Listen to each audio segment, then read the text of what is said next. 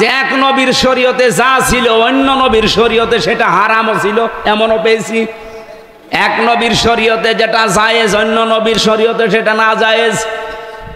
এক নবীর শরীয়তে যেটা খুব কঠিন করে বলা আর এক নবীর শরীয়তে সেটা হালকা।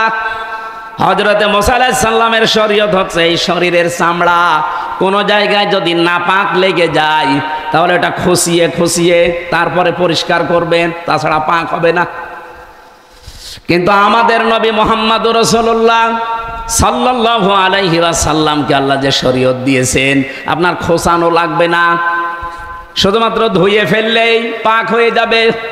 ঈসা নবীর শরীয়ত পড়ছিলাম, ইনজিল কিতাবে তার শরীয়ত আছে, তার শরীয়তে কোনো জায়গায় নাপাক লাগলে ধোয়াও লাগে না, চামড়া খুশিয়ে ফেলেও দেওয়া লাগে না, শুধু এভাবে মুছে দিলেই শেষ।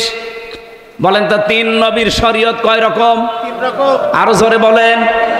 কিন্তু তাদের প্রত্যেকের জীবনে একটাই টার্গেট আল্লাহ দিয়েছিলেন। সূরা সূরার 13 নম্বর আয়াতের প্রথম থেকে পড়ে দেখেন, প্রত্যেকটি নবীর নাম এখানে আছে, ঈসা আছে, মুসা আছে, ওয়াহাইনা ইলাইকা দিয়ে মুহাম্মদুর রাসূলুল্লাহ আছে। তাদের প্রত্যেককে আল্লাহ জানিয়েছিলেন যাই করেন দুনিয়ায় দিন কায়েম করবেন। আর